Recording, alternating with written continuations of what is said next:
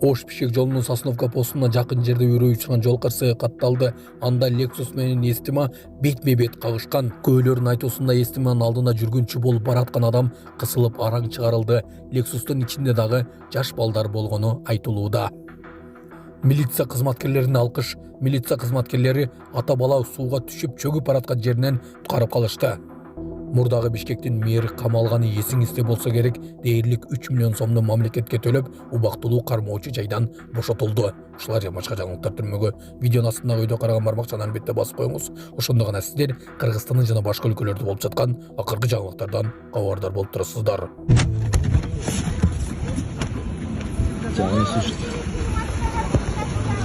Adamın içiyor adamı. Tamam açtı. Ya lan tezgah çıkacak mı içinde adamı? Yok. Adam kovadı mı?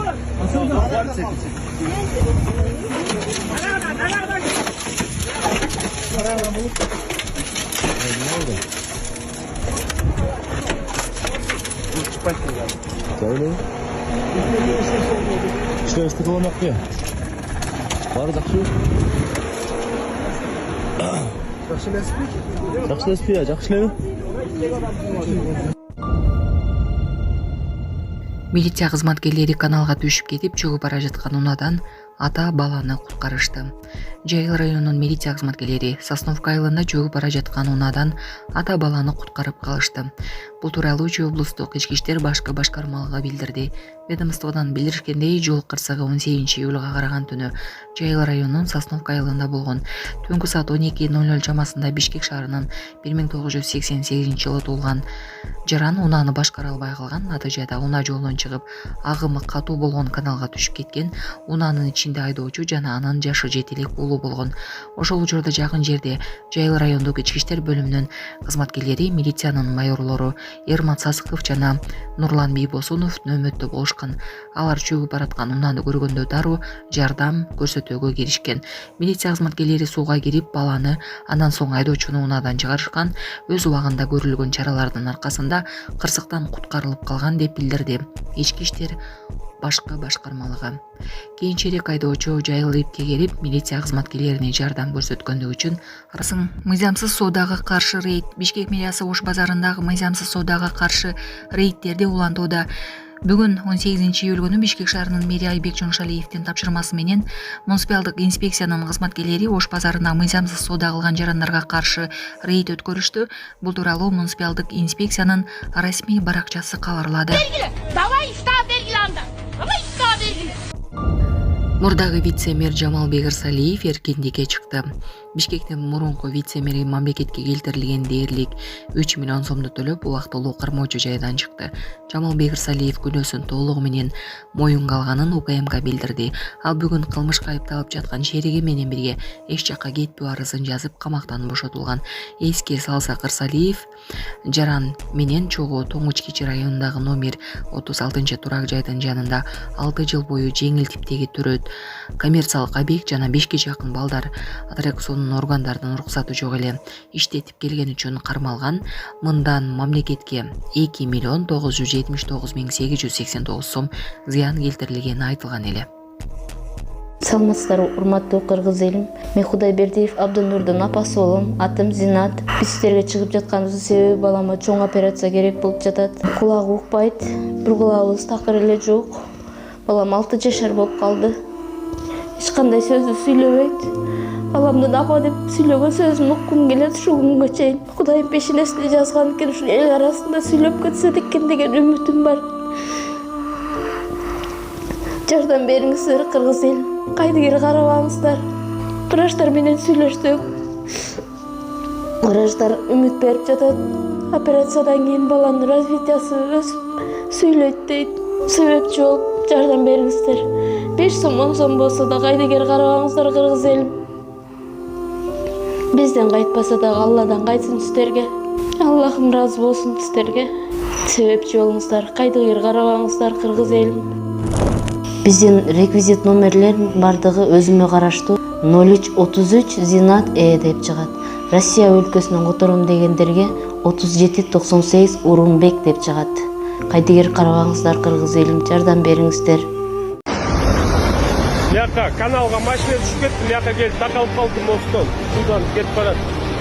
Эрмат жолдан кетіп барады. Баласын суға келген көріп қалып, баласын атасын сақтап қалсын балдар.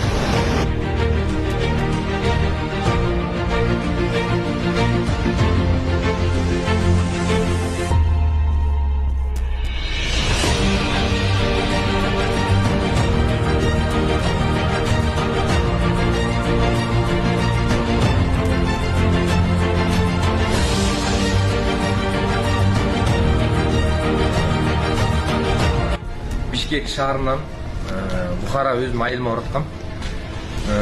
Талдыбулак айылынын чоң водоканал суунун жанында поворотко келгенде рулга ээ боло албай шебен тартып кетти, ошол каналга түшүп кеттик. Милиция кызматкерлери тез арада келип балама көздү куткарып калды, биз чыга албай жаткан жерден. Сосновка айылынын милиция кызматкерлерине чоң азырчылык билдирем. Азыркы учурда ден соолугум жакшы, баламдын да ден соолугу жакшы, эч кимге арыз болматым жок. Милиция кызматкерлерine чоң азырчылык билдирем экен. Силер чоң азырчылык билдирем. Тарса. Не болуп атасыз, эжеке? Маған не келе атасың? Қиын боласың. Азыр үйіне жетем, мен үйіне жетем. Батанса үйіне жетем.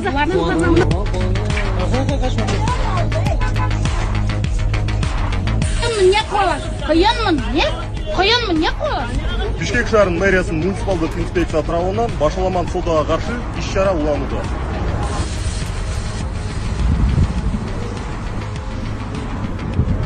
Ведется торговля прямо на тротуаре. Мен ары бері келіп, ақ үйімде әртістіпке қалағаныңды бір. Не қылсаң қыл, қылыр, қолыңнан не келсе қыл. Қылғаныңды көріп атам. Қыл, қолыңнан келсе қыл. Балдарымды бағып. Анда иштаға бергілі, давай иштаға бергілі анда. Давай иштаға бергілі. Geliniz Kazılık'ta geliniz Ejeke. Бергілі, давай иштаға İşteyiz mi бергілі. Zilinströy'de? Kazılık'ta işteyiz mi Ejeke? Өзің іштейсің оғы, мен Ben іштемеймін. işte oldum, ben iştemektim. Ben azı inspeksiyada işte oldum Ejeke. Айлықты өзіңерге жақсы болса өзіңер барып жаз қыл, шүпір қыларда тайсала айлығыңа қалыр. Маңа ақыл Nege işleriniz geliyor Ejeke? Nizam мен ал, кетпек ал мен. Столько мусора после них остается. Soygun bölünüz Ejeke, soygun bölünüz. Бас, соттош olsun, бас. Soygun bölünüz Ejeke. Жүр, бас. Ким қиының ал, бас ба. Қалаған жағыңа шығар, бас шығар. Шақыр. Машине данной гражданки составляется протокол. Сейчас изымаются временно данные товары на основании статьи 36 Кодекса о правонарушениях. Также ведется акт и опись данных товаров. Азыркы учурда Кыргыз Республикасынын укугулар жөнүндө кодексинин 36-беренесине ылайык бул мыйзам бузган жарандын бүлкү убактылуу алынды. Ой, узундук не какой, не кимет. Еще много, бети жок, бет так страшная такая, черная. О, бети жок, бет тактар, шулардын үстүнөн козгоп. Также хочется отметить, что данная процедура временного изъятия ведется только в отношении граждан, которые неоднократно игнорируют требования сотрудников муниципальной инспекции.